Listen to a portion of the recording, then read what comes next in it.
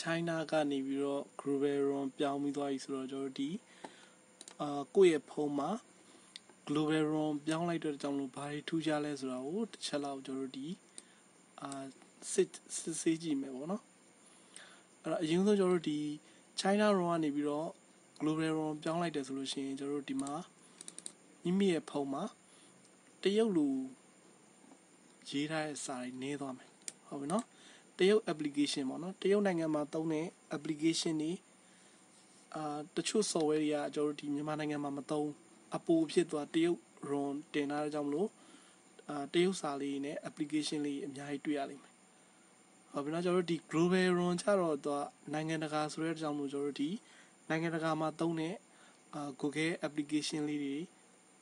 ပိုပြီးပါလာတာတွေ့ရပါလိမ့်မယ်ဥပမာကျွန်တော်ဒီ Play Store တို့ပါတော့ဗောနော်China ROM မှာတော့ဆိုရင်ကျွန်တော်ဒီ Play Store သုံးလို့မရဘူးပေါ့နော်သုံးလို့မရတာတော့မဟုတ်ကျွန်တော်ဒီ third party software တွေနဲ့ထည့်ပြီးသုံးမယ်ဆိုလို့ရှိရင်တော့သုံးလို့ရတယ်ဒါပေမဲ့ built in အနေနဲ့မပါဘူးရှင်းပြောရမယ်ဆိုလို့ရှိရင်ကျွန်တော်ဒီဖုန်းကို factory reset ချလိုက်တယ်ဆိုလို့ရှိရင်ပြန်တက်လာတဲ့အခါမှာ built in အနေနဲ့ဒီ Google application လေးတွေမပါလာဘူးပေါ့နော်အားကြောင့်ကျွန်တော်ကဒီ China ROM ကနေပြီးတော့ဒီ Global ROM ကိုချိန်မိရတယ်ပေါ့နော်ချိန်မှသာလည်းကျွန်တော်ကဒီ Google application လေးသုံးလို့ရမယ်ဒီတရုတ်စာနဲ့မဟုတ်ဘဲနဲ့အင်္ဂလိပ်လိုစာတော်များပါလိမ့်မယ်ပေါ့နော်အင်္ဂလိပ် application လေးဖြစ်သွားမယ်ပေါ့နော်ဒီမှာဆိုရင်ကျွန်တော်တို့ဒီ Google ကထုတ်တဲ့Google တို့เนาะ Gmail တို့ Google Map တို့ YouTube တို့ Drive တို့ Play Music တို့เนาะအစုံပါလာတယ်เนาะဒါ Google application လေးပါလာမယ်နောက်ပြီးတော့ကျွန်တော်တို့ဒီမှာပုံစံလေးတွေလည်းပြောင်းသွားတယ်ပေါ့နော်ပုံစံပြောင်းတာတော့ကျွန်တော်တို့ဒီ MIUI version ကအရင်တော့10တင်လာတယ်အခုကျွန်တော်တို့ဒီ11ဖြစ်သွားတယ်17ဖြစ်သွားတယ်ပေါ့နော်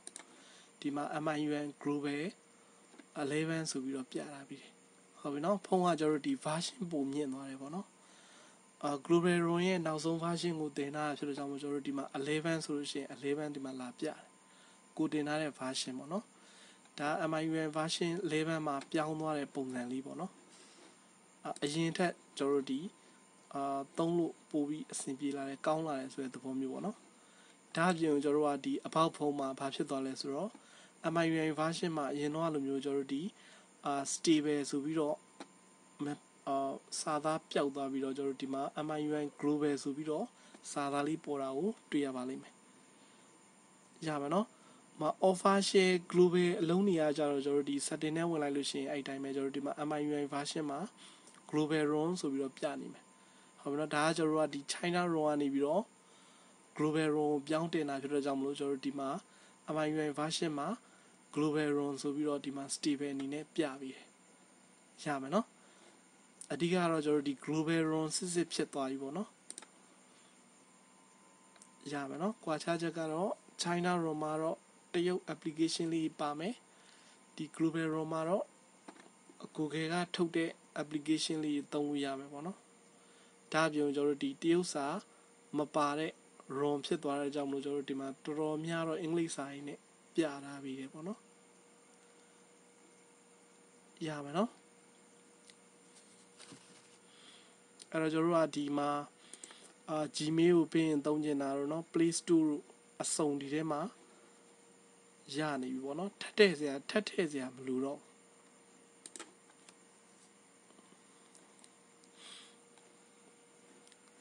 ဒီမှာဆိုရင်ကျွန်တော်တို့ဒီ Facebook တွေပါတွေထပ်ထည့်စရာမလိုဒီထဲမှာ built in အနေနဲ့ပါပြီးသားတွေเนาะဒီမှာဆိုလို့ရှိရင်Facebook application လေးပေါ့နော် Facebook တွေပါကြီးကျွန်တော်တို့ဒီဘက်မှာပါပြီးသားပုံစံ design လေးကလည်းကျွန်တော်တို့ဒီ MIUI 11ဖြစ်သွားတဲ့ကြောင့်မလို့ပို့ပြီးတော့ design ပို့ပြီးတော့မိုက်လာတယ်ပေါ့နော်ရမယ်နော်ဒါ Global ROM တင်ခြင်းရဲ့အကျိုးကျေးဇူးပေါ့နော်